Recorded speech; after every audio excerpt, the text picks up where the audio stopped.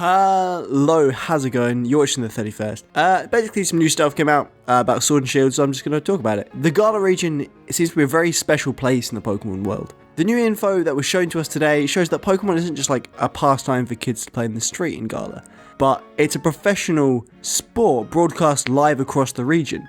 With this comes some changes to the traditional structure that we've come to expect. Obviously, Sun and Moon shifted it a bit, but this is like a much bigger change.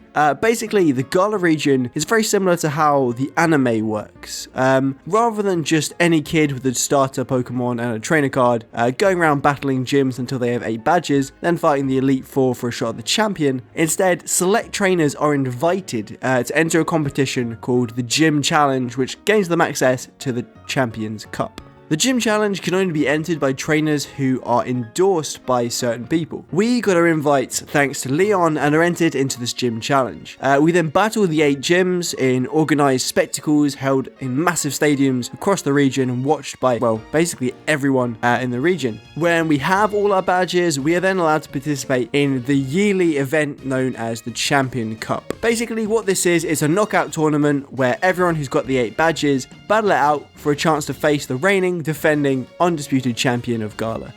It's a knockout tournament, so there should be some interesting story elements in this. I just really love the whole idea, man. I think it does really offer a lot of new possibilities, especially in story and replayability if they do this correctly. Instead of facing the Elite Four, we get to challenge characters we've met throughout the games. Hop, definitely going to be one of those people. One thing I would personally do is I'd allow the champion to participate in the tournament as well. This would offer a lot more sort of story options. You know, maybe Leon, you'd face him in round 1 rather than at the end of the tournament, and who you face at the end of it be God knows who else, right? And also for replayability, right? Normally, you just re-battle the Elite Four, re-battle the champion. How cool would it be if you, as the champion, again, were in this competition and Leon was in the competition? And again, loads of story options are available there. And like I said, this all takes place publicly in front of cheering crowds and it's televised nationwide as a professional elite level sporting competition. And there's one thing we all know about high level sports, is that there's money in it. And an interesting new addition to Sword and Shield is something called sponsors. So again, it's on the website, it was in the trailer. I'm not going to show you the trailer for obvious copyright reasons. But basically, the uniforms that the gym leaders wear, the gyms themselves, so the stadiums, and Leon's cape, they're all covered in sponsors, including Game Freak on Leon's cape, which is pretty cool. Shows they probably got an office somewhere in Galar, as they do in every region. And sponsors means money.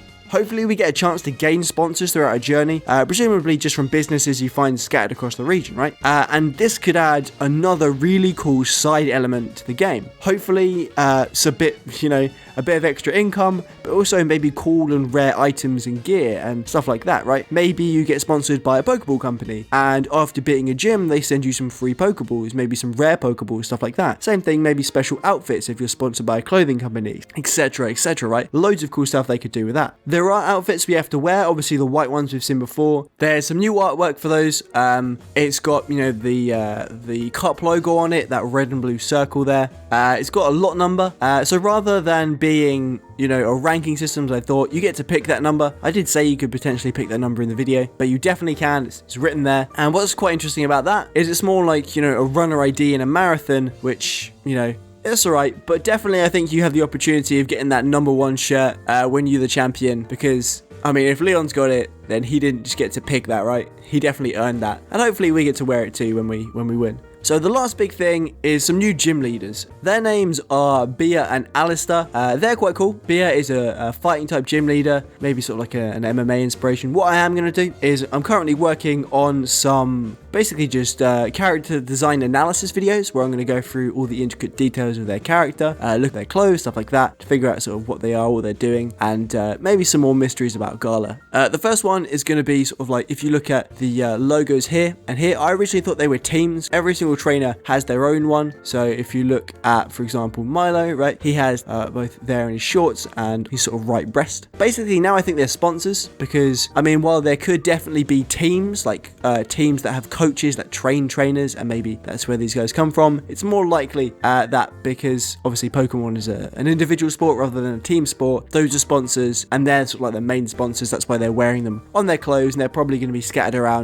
But the big thing to do with these new trainers, Bia and Alistair, is that they are version exclusive. basically, in Sword, you'll get to face fighting type gym leader Bia in this location here, and in Shield, you'll be fighting Alistair in that same location instead of Bia, which again is quite cool, right? I don't know at the moment if this applies to all the gym leaders or just a few of them, these two being the first one to be revealed. Again, only time will tell. But again, it does open a lot of opportunities for cool story elements and changes to the games. It does sort of give you a reason to purchase the other one. But yeah, I mean, that's all the big stuff, really. Like I said, I'll do videos on them specifically later on. Yeah, I mean, so the other stuff, there was some new Pokemon announced, some new characters, and these two. This guy's the chairman of the whole Pokemon League, basically. It's his assistant. And Gigantamaxing, which is, by the looks of it, just like a level above Dynamaxing, where they get even bigger than they normally would. They get sort of like a new big form. Dreadnought, they get pretty big.